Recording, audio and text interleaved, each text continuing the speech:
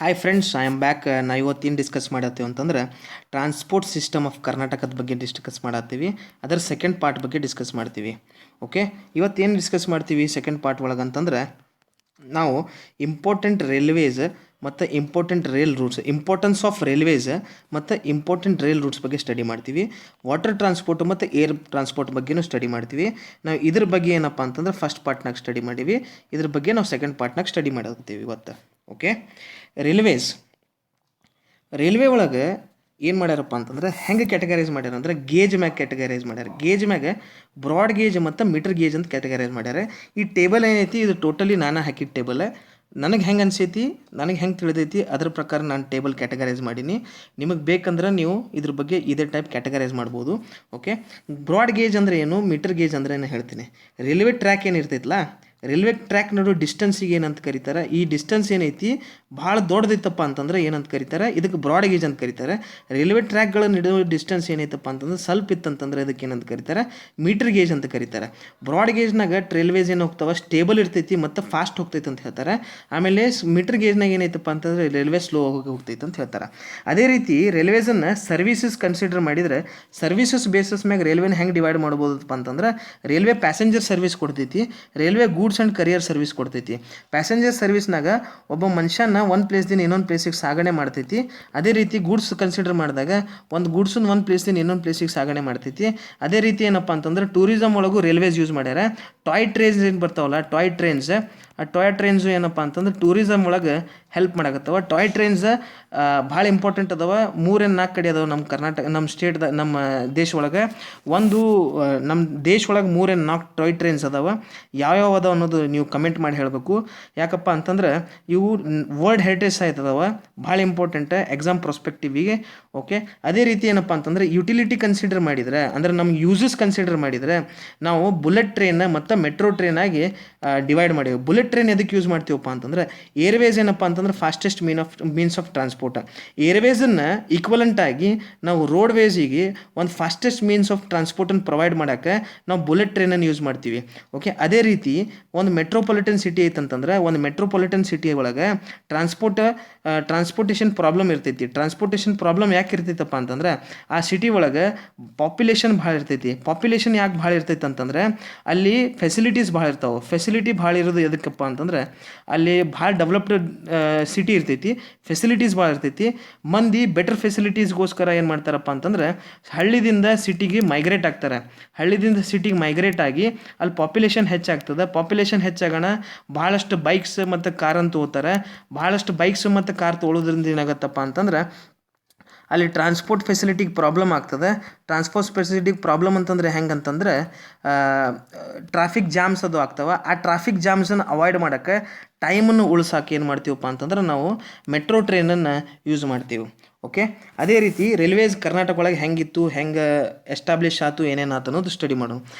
Second important means of transport roadways ಆಗಿಂದ ಯಾವುದಪ್ಪ ಅಂತಂದ್ರೆ ಕರ್ನಾಟಕನಾಗ ರೈಲ್ವೇಸ್ ಅಂತ. ಫಸ್ಟ್ ರೈಲ್ವೆ ಲೈನ್ ಕರ್ನಾಟಕನಾಗ ಸ್ಟಾರ್ಟ್ ಆಗಿದ್ದು 1864ರಾಗ ಬೆಂಗಳೂರಿಂದ ಮದ್ರಾಸ್ವರೆಗಿತ್ತಂತ. ಕಂಪನಿ ಯಾವುದಪ್ಪ ಅಂತಂದ್ರೆ ಯಾವ ಕಂಪನಿ ಈ ರೈಲ್ವೇಸನ್ನು ಎಸ್ಟಾಬ್ಲಿಷ್ ಮಾಡಿದಂತಂದ್ರೆ ಮದ್ರಾಸ್ ರೈಲ್ವೆ ಕಂಪನಿ.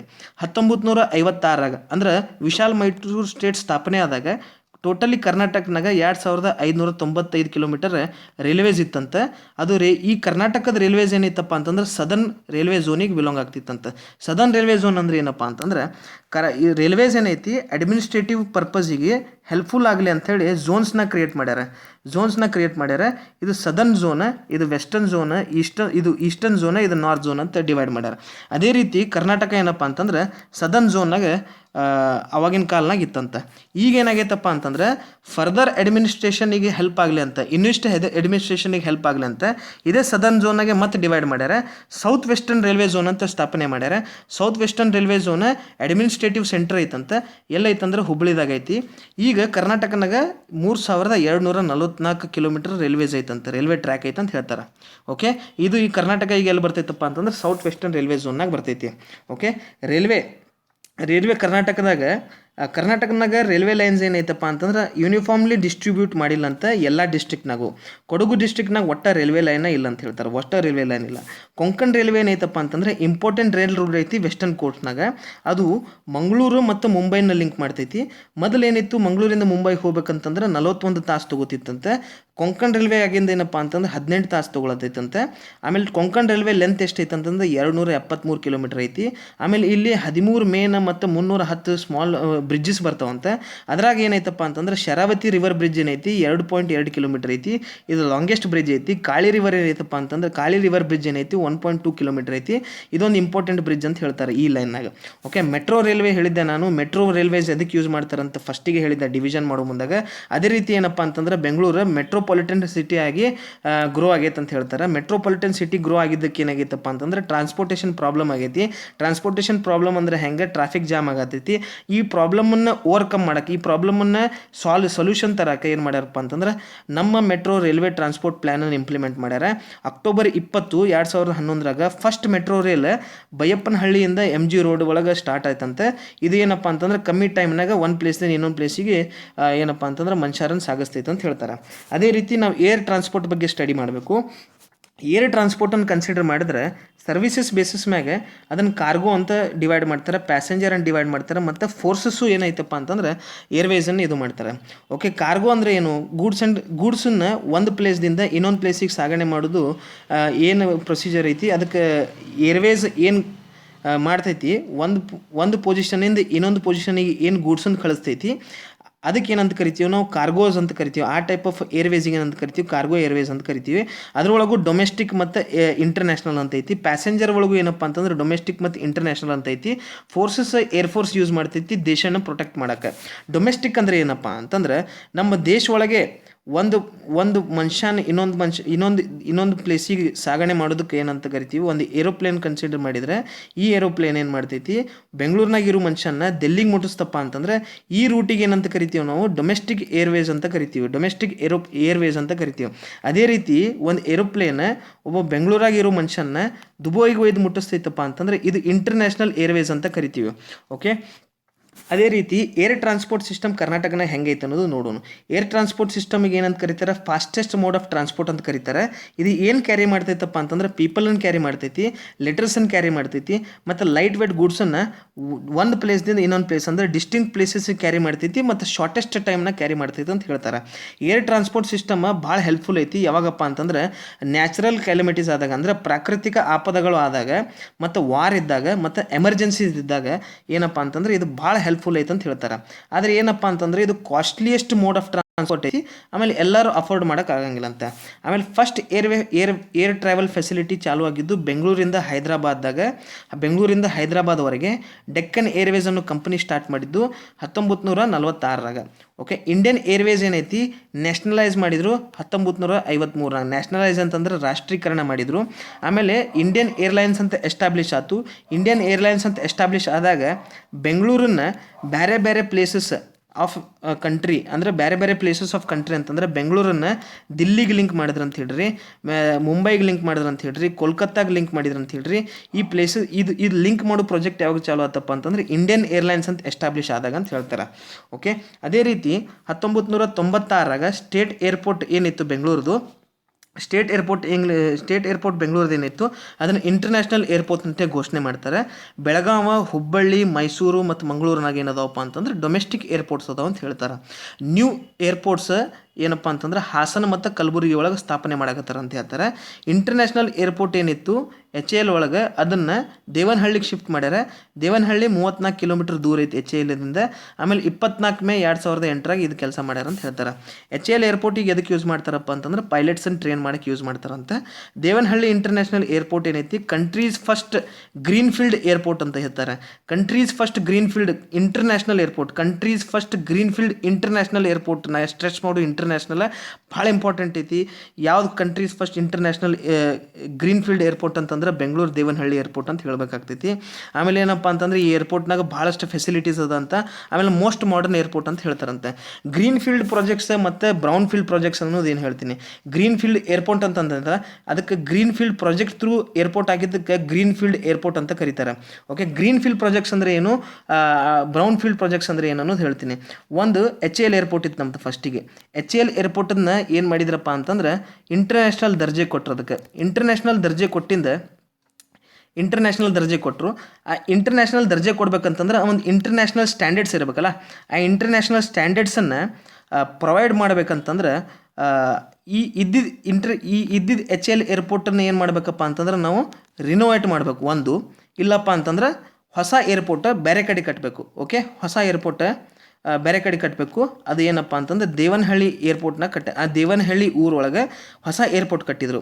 ಹೊಸ ಏರ್ಪೋರ್ಟ್ ಏನು ಮಾಡಿದ್ರಪ್ಪ ಅಂತಂದ್ರೆ ಹೊಸ ಜಾಗ ತೊಗೊಂಡು ಗ್ರೌಂಡ್ ಅಪ್ ಅಪ್ರೋಚ್ ಅಂತ ಕರೀತಾರೆ. ಗ್ರೌಂಡ್ ಅಪ್ ಅಪ್ರೋಚ್ ಅಂತಂದ್ರೆ ಹೊಸ ಜಾಗ ತೊಗೊಂಡು ಹೊಸ ಜಾಗದಾಗೆ ಪಿಲ್ಲರ್ ಕುಂದಿರಿಸಿ ಬೇಸ್ದಿಂದ ಒಂದು ಏರ್ಪೋರ್ಟ್ ಕಟ್ಟೋದಕ್ಕೆ ಏನಂತ ಕರೀತಾರೆ, ಈ ಟೈಪ್ ಹೊಸ ಜಾಗ ತೊಗೊಂಡು ಬೇಸ್ದಿಂದ ಏರ್ಪೋರ್ಟ್ ಕಟ್ಟುವಂಥ ಪ್ರಾಜೆಕ್ಟ್ಸಿಗೆ ಏನಂತ ಕರೀತಾರೆ, ಗ್ರೀನ್ ಫೀಲ್ಡ್ ಪ್ರಾಜೆಕ್ಟ್ಸ್ ಅಂತ ಕರೀತಾರೆ. ಅದೇ ರೀತಿ ಒಂದು ವೇಳೆ HAL ಏರ್ಪೋರ್ಟನ್ನು ದೇವನಹಳ್ಳಿಗೆ ಶಿಫ್ಟ್ ಮಾಡಲಾರೆ HAL ಒಳಗೆ ಇರುವಂಥ ಏರ್ಪೋರ್ಟನ್ನು ರಿನೋವೇಟ್ ಮಾಡಿ ಇಂಟರ್ನ್ಯಾಷನಲ್ ಸ್ಟ್ಯಾಂಡರ್ಡ್ಸಿಗೆ ತಂದಿದ್ರಪ್ಪ ಅಂತಂದ್ರೆ ಈ ಟೈಪ್ ಆಫ್ ಪ್ರಾಜೆಕ್ಟಿಗೆ ಏನಂತ ಕರೀತಾರೆ ನಾವು ಬ್ರೌನ್ ಫೀಲ್ಡ್ ಪ್ರಾಜೆಕ್ಟ್ಸ್ ಅಂತ ಕರಿತೀವಿ. ಬ್ರೌನ್ ಫೀಲ್ಡ್ ಪ್ರಾಜೆಕ್ಟ್ಸ್ ಅಂತಂದರೆ ಇದ್ದಿದ್ದು ಒಂದು ಏನು ಏರ್ಪೋರ್ಟ್ ಇರಲಿ ಇದ್ದಿದ್ದೊಂದು ಪ್ರಾಜೆಕ್ಟನ್ನು ರಿನೋವೇಟ್ ಮಾಡ್ತೀವಿ ನಾವು. ರಿನೋವೇಟ್ ಮಾಡಿ ಆ ಯಾವ ದರ್ಜೆ ಬೇಕಿರ್ತೈತೆ ಆ ದರ್ಜೆಗೆ ನಾವು ಅಪ್ಲಿಫ್ಟ್ ಮಾಡ್ತೀವಿ. ಆ ಪ್ರಾಜೆಕ್ಟ್ಸಿಗೆ ಏನಂತ ಕರಿತೀವಿ ನಾವು ಬ್ರೌನ್ ಫೀಲ್ಡ್ ಪ್ರಾಜೆಕ್ಟ್ಸ್ ಅಂತ ಕರಿತೀವಿ. ಹೊಸದ ಪ್ರಾಜೆಕ್ಟ್ ಮಾಡೋದಕ್ಕೆ ಏನಂತ ಕರಿತೀವಿ ಗ್ರೀನ್ ಫೀಲ್ಡ್ ಪ್ರಾಜೆಕ್ಟ್ಸ್ ಅಂತ ಕರಿತೀವಿ. ಇವು ಮನುಷ್ಯ ನಿಂತಾನೆ ಈ ನೆಲದ ಮ್ಯಾಗ ಏನೋ ಕಟ್ಟಬೇಕಂತಿರ್ತಾನೆ, ಈ ಪ್ರಾಜೆಕ್ಟಿಗೆ ಏನು ತಿಳ್ಕೊತಾನೆ ಅಂತಂದ್ರೆ ಗ್ರೀನ್ ಫೀಲ್ಡ್ ಪ್ರಾಜೆಕ್ಟ್ ಅಂತ ತಿಳ್ಕೊತಾನೆ. ಈ ಮನೆ ಐತಿ, ಈ ಮನೆಗೆ ಹತೋಡಿ ತೊಗೊಂಡು ಏನೋ ಒಂದು ರಿನೋವೇಟ್ ಮಾಡ್ತೀವಿ, ಹೊಸ ಪೇಂಟ್ ಹೊಡೆದು ರಿನೋವೇಟ್ ಮಾಡ್ತೀವಿ. ಇವು ಏನೇನೋ ಮಾಡಿಕೇಸಿಂದ ರಿನೋವೇಟ್ ಮಾಡೋದಕ್ಕೆ ಈ ಟೈಪ್ ಆಫ್ ಪ್ರಾಜೆಕ್ಟಿಗೆ ಏನಂತ ಕರಿತೀವಿ ನಾವು ಬ್ರೌನ್ ಫೀಲ್ಡ್ ಪ್ರಾಜೆಕ್ಟ್ ಅಂತ ಕರಿತೀವಿ. ಇದು ಗ್ರೀನ್ ಫೀಲ್ಡ್ ಪ್ರಾಜೆಕ್ಟ್ ಭಾಳ ಇಂಪಾರ್ಟೆಂಟ್, ನೆನಪಿಟ್ಕೋರಿ. ಓಕೆ, ನೆಕ್ಸ್ಟ್ ಇಂಪಾರ್ಟೆಂಟ್ ಯಾವುದಪ್ಪ ಅಂತಂದ್ರೆ ವಾಟರ್ ಟ್ರಾನ್ಸ್ಪೋರ್ಟ್ ಸಿಸ್ಟಮ್. ಮರೈನ್ ಮತ್ತು ಇನ್ಲ್ಯಾಂಡನ್ನು ಡಿವೈಡ್ ಮಾಡೀವಿ. ಯಾವ ವಾಟರ್ನಾಗ ನಮ್ಮ ಹಡಗು ಹರಿತೈತಿ, ಒಂದು ಶಿಪ್ ಹರಿತೈತಿ ಅನ್ನೋ ಕ್ಯಾಟಗರಿ ಮ್ಯಾಗ. ಮರೈನ್ ಅಂತಂದ್ರೆ ಏನಪ್ಪ ಅಂತಂದ್ರೆ ಸಿ ಒಳಗೆ ಅಡ್ಡಾಡುವಂಥದ್ದಕ್ಕೆ ಮರೈನ್ ಅಂತ ಕರಿತೀವಿ. ರಿವರ್ ಟು ರಿವರ್ ಇಲ್ಲ ರಿವರ್ ಟು ಸಿ ಎದ್ರ ರೂಟಪ್ಪ ಅಂತಂದ್ರೆ ಕ್ಯಾನಲ್ ಥ್ರೂ ಮಾಡ್ತಿದ್ದೀವಿ ಅಂತಂದ್ರೆ, ಇಲ್ಲ ಬೇರೆ ಅದರ್ ಫೆಸಿಲಿಟಿದಿಂದ ನಮ್ಮ ಹಡಗನನ್ನು ಇಲ್ಲಿ ಈ ಏರಿಯಾದಾಗ ಪಾಸ್ ಮಾಡಿ ಒಬ್ಬ ಮನುಷ್ಯನ ಒಂದು ಪ್ಲೇಸ್ದಿಂದ ಇನ್ನೊಂದು ಪ್ಲೇಸಿಗೆ ಸಾಗಣೆ ಮಾಡೋದಾಯ್ತು, ಇಲ್ಲ ಒಂದು ಗೂಡ್ಸನ್ನು ಒಂದು ಪ್ಲೇಸ್ದಿಂದ ಇನ್ನೊಂದು ಪ್ಲೇಸಿಗೆ ಸಾಗಣೆ ಮಾಡೋದಾಯ್ತು. ಈ type of transport system via ship or boat or any other thing water through ಮಾಡೋದ್ರಿಂದ ಏನಂತ ಕರಿತೀವಿ ನಾವು ಇನ್ಲ್ಯಾಂಡ್ ವಾಟರ್ ವೇಸ್ ಅಂತ ಕರಿತೀವಿ. ಶಿಪ್ ಸೀದಿಂದ ಮಾಡೋದಕ್ಕೆ ಏನಂತ ಕರಿತೀವಿ ಮರೈನ್ ವಾಟರ್ ವೇ ಅಂತ ಮಾಡ್ತೀವಿ. ಅದೇ ಸರ್ವಿಸಸ್ ಕನ್ಸಿಡರ್ ಮಾಡಿದ್ರೆ as it is cargo, passenger ಮತ್ತು ಫೋರ್ಸಸ್ ಯೂಸ್ ಮಾಡ್ತಾರೆ. ಫೋರ್ಸಸ್ ನೇವಿದವ್ರು ನಮ್ಮ ದೇಶದ ರಕ್ಷಣೆ ಮಾಡಕ್ಕೆ ಮಾಡ್ತಾರೆ. ಪ್ಯಾಸೆಂಜರ್ ಗುರ್ತೈತಿ, ಕಾರ್ಗೋ ಗುರ್ತೈತಿ, as it is same as that of airways. Okay, next ನಾವು ಸ್ಟಡಿ ಮಾಡೋದು ಯಾವತ್ತಪ್ಪ ಅಂತಂದ್ರೆ ಕರ್ನಾಟಕನಾಗ ಇನ್ಲ್ಯಾಂಡ್ ವಾಟರ್ ವೇಸ್ನೂ ಐತಿ ಮತ್ತು ಸಿ ವಾಟರ್ ವೇಸು ಐತಿ. ಆದರೆ ಅಷ್ಟು ಸಿಗ್ನಿಫಿಕೆಂಟ್ ಅಂದ್ರೆ ಅಷ್ಟು ಇಂಪಾರ್ಟೆಂಟ್ ಇಲ್ಲ ನಮ್ಮದು ಇದು ಕರ್ನಾಟಕ ಒಳಗೆ ಅಂತ ಹೇಳ್ತಾರೆ. ಮೊದಲು ಏನು ಮಾಡ್ತಿದ್ರು ಅಂತಂದರೆ ಇನ್ಲ್ಯಾಂಡ್ ವಾಟರ್ಸ್ ಒಳಗೆ ಸಣ್ಣ ರೋಯಿಂಗ್ ಬೋಟ್ಸ್ ಮತ್ತು ದಿಂಗೀಸ್ ಮತ್ತು ರಾಫ್ಟ್ಸ್ ಅಂತ ಯೂಸ್ ಮಾಡ್ತಿದ್ದಾರೆ. ರೋಯಿಂಗ್ ಬೋಟ್ಸ್, ದಿಂಗೀಸ್, ರಾಫ್ಟ್ಸ್ ಅನ್ನೋದು ಏನದು ನಾನು ನೆಕ್ಸ್ಟ್ ಸ್ಲೈಡ್ನಾಗ ಹೇಳ್ತೀನಿ. ಈಗ ಏನು ಮಾಡತ್ತಾರ ಅಂತಂದ್ರೆ ಮೋಟರ್ ಬೋಟ್ಸನ್ನು ಯೂಸ್ ಮಾಡಕತ್ತಾರಂತೆ. ಇವೆಲ್ಲ ಯಾವ ಏರಿಯಾದಾಗ ಯೂಸ್ ಮಾಡ್ತಾರಪ್ಪ ಅಂತಂದ್ರೆ ಉಡುಪಿ, ಉತ್ತರ ಕನ್ನಡ, ದಕ್ಷಿಣ ಕನ್ನಡ ಡಿಸ್ಟ್ರಿಕ್ನಾಗ ಯೂಸ್ ಮಾಡ್ತಾರಂತೆ. ಯಾಕೆ ಇಲ್ಲಿ ಯೂಸ್ ಮಾಡ್ತಾರಂತಂದ್ರೆ ಇಲ್ಲಿ Kali river, Sharavathi river, Netravati river ಏನೈತಿ ಇನ್ಲ್ಯಾಂಡ್ ಟ್ರಾನ್ಸ್ಪೋರ್ಟ್ ಸಿಸ್ಟಮಿಗೆ ಹೆಲ್ಪ್ ಮಾಡ್ತೈತಿ. ನಾ ಏನು ಹೇಳಿದ್ದೆ, ಇನ್ಲ್ಯಾಂಡ್ ಟ್ರಾನ್ಸ್ಪೋರ್ಟ್ ಸಿಸ್ಟಮಿಗೆ ಹೆಲ್ಪ್ ಆಗಬೇಕಂತಂದ್ರೆ ರಿವರ್ ಟು ರಿವರ್ ಇರಬೇಕು, ಇಲ್ಲಪ್ಪ ಅಂತಂದ್ರೆ ರಿವರ್ ಟು ಸೀಗರ್ ಕನೆಕ್ಟ್ ಮಾಡಬೇಕು. ಎದ್ರ ಥ್ರೂಪ್ಪ ಅಂತಂದ್ರೆ ಕ್ಯಾನಲ್ ಇಲ್ಲ ಬೇರೆ ರೂಟ್ದಿಂದ ಕನೆಕ್ಟ್ ಮಾಡಬೇಕು. ಇದಕ್ಕೇನಪ್ಪ ಅಂತಂದ್ರೆ ಹೆಲ್ಪ್ ಮಾಡ್ತೈತೆ ಅಂಥೇಳಿ ಈ ಡಿಸ್ಟ್ರಿಕ್ಸ್ನಾಗ ಅದಾವ ಕಾಳಿ, ಶರಾವತಿ ಮತ್ತು ನೇತ್ರಾವತಿ ರಿವರ್ಸ್ ಅದಾವ ಅಂಥೇಳಿ ಇನ್ಲ್ಯಾಂಡ್ ಟ್ರಾನ್ಸ್ಪೋರ್ಟ್ ಸಿಸ್ಟಮ್ ಇಲ್ಲಿ ಸಪೋರ್ಟ್ ಆಗ್ತೈತೆ ಅಂತ ಹೇಳ್ತಾರೆ. ಪೋರ್ಟ್ ಅಂದ್ರೆ ಏನಪ್ಪ ಅಂತಂದ್ರೆ ಕೋಸ್ಟಲ್ ಪ್ಲೇಸ್ ಒಳಗೆ ಎಲ್ಲಿ ಶಿಪ್ಪಿಗೆ ಆಶ್ರಯ ಸಿಗ್ತೈತಿ ಅವಕ್ಕೆ ಏನಂತ ಕರೀತಾರೆ ಪೋರ್ಟ್ಸ್ ಅಂತ ಕರೀತಾರೆ. ಶಿಪ್ಸ್ ಎದಕ್ಕೆ ಯೂಸ್ ಮಾಡ್ತೀವಿ ಅಂತಂದ್ರೆ ನಾವು ಫಿಶಿಂಗಿಗೆ, ಟ್ರೇಡಿಗೆ ಮತ್ತು ಪ್ಯಾಸೆಂಜರ್ ಟ್ರಾವೆಲಿಗೆ ಮತ್ತು ಟ್ರಾನ್ಸ್ಪೋರ್ಟೇಷನ್ ಆಫ್ ಗೂಡ್ಸಿಗೆ ಯೂಸ್ ಮಾಡ್ತೀವಿ ಶಿಪ್ಸನ್ನು. ಕರ್ನಾಟಕ ಒಳಗೆ 23 ಸ್ಮಾಲ್ ಮತ್ತು ಲಾರ್ಜ್ ಪೋರ್ಟ್ಸ್ ಅದಾವ. ಪೋರ್ಟ್ ಡೆವಲಪ್ಮೆಂಟ್ ಅಥಾರಿಟಿ ಅಂತೇಳಿ ಎಸ್ಟಾಬ್ಲಿಷ್ ಆತು ಯಾವಾಗಪ್ಪ ಅಂತಂದ್ರೆ 1957ರಾಗ ಪೋರ್ಟ್ ಡೆವಲಪ್ಮೆಂಟ್ ಅಥಾರಿಟಿ ಎಸ್ಟಾಬ್ಲಿಷ್ ಆಗಿಂದ ಏನಪ್ಪ ಅಂತಂದ್ರೆ ವಾಟರ್ ಟ್ರಾನ್ಸ್ಪೋರ್ಟ್ ಸಿಸ್ಟಮ್ ಏನಾಗೈತೆ ಅಂತ ಹೇಳ್ತಾರೆ ಎಕ್ಸ್ಪ್ಯಾಂಡ್ ಆಗೈತೆ ಅಂತ ಹೇಳ್ತಾರೆ. ಇದೇನಪ್ಪ ಅಂತಂದ್ರೆ ರೋಯಿಂಗ್ ಬೋಟ್ ಇದು. ಈ ರೋಯಿಂಗ್ ಬೋಟ್ ಅಂತಂದ್ರೆ ಏನು, ಈ ಕಟ್ಟಿಗೆ ಯೂಸ್ ಮಾಡ್ತಾನಲ್ಲ ಈ ಕಟ್ಟಿಗೆ ಯೂಸ್ ಮಾಡೋದಕ್ಕೆ ಇದು ರೋಯಿಂಗ್ ಅಂತ ಕರೀತಾರೆ. ಇದಕ್ಕೆ ಡಿಂಗೀಸ್ ಅಂತ ಕರೀತಾರೆ. ಇದೇನಪ್ಪ ಅಂತಂದ್ರೆ ಇದಕ್ಕೆ ರಾಫ್ಟ್ ಅಂತಾರೆ. ಅಂದರೆ ಇದು ಏನಪ್ಪ ಅಂತಂದ್ರೆ ರಬ್ಬರ್ ಬೋಟ್ ಇದೇನು ಮೋಟರ್ ಬೋಟ್ ಈಗ ಯೂಸ್ ಮಾಡಾಕತ್ತಾರ ಅಂತ ಹೇಳ್ಯಾರ ಇನ್ನಾಗ. ಓಕೆ, ಅದೇ ರೀತಿ ನ್ಯೂ ಮಂಗಳೂರು ಪೋರ್ಟಿಗೆ 9th major port of country ಅಂತ ಡಿಕ್ಲೇರ್ ಮಾಡ್ಯಾರ. 9th major port of country ಅಂತ ಯಾವಾಗ ಡಿಕ್ಲೇರ್ ಮಾಡಿದ್ದಂತಂದ್ರೆ 4th May 1974ದಾಗ ಡಿಕ್ಲೇರ್ ಮಾಡ್ತಾರೆ. ಈಗ ಹೊಸದು ಟೋಟಲ್ ನಮ್ಮ ಕಂಟ್ರಿ ಒಳಗೆ 12 ಮೇಜರ್ ಪೋರ್ಟ್ಸ್ ಅದಾವ. ಈಗ 13ನೇ ಮೇಜರ್ ಪೋರ್ಟ್ ಕಟ್ಟಾಕತ್ತಾರೆ. ಎಲ್ಲಿ ಕಟ್ಟಾಕತ್ತಾರೆ ಅನ್ನೋದು ನೀವು ಕಮೆಂಟ್ ಬಾಕ್ಸ್ನಾಗ ಕಮೆಂಟ್ ಮಾಡಿರಿ. ಅದೇ ರೀತಿ ಗೇಟ್ವೇ ಆಫ್ ಕರ್ನಾಟಕ ಅಂತ ಕರೀತಾರೆ. ನ್ಯೂ ಮಂಗಳೂರು ಪೋರ್ಟಿಗೆ ಏನಂತ ಕರೀತಾರೆ, ಗೇಟ್ವೇ ಆಫ್ ಕರ್ನಾಟಕ ಅಂತ ಕರೀತಾರೆ. ಯಾಕಂತಂದ್ರೆ iron ore, coffee, spices, cashew, sandalwood, tiles, chromide, granite stone, canned fruit ಮತ್ತು ಫಿಶನ್ನು ಎಕ್ಸ್ಪೋರ್ಟ್ ಮಾಡ್ತಾರೆ. ಪೆಟ್ರೋಲಿಯಮನ್ನು ಇಂಪೋರ್ಟ್ ಮಾಡ್ತಾರೆ. In addition to this Mangaluru port 10 ಸಣ್ಣ ಪೋರ್ಟ್ಸನ್ನು ಡೆವಲಪ್ ಮಾಡ್ಯಾರ.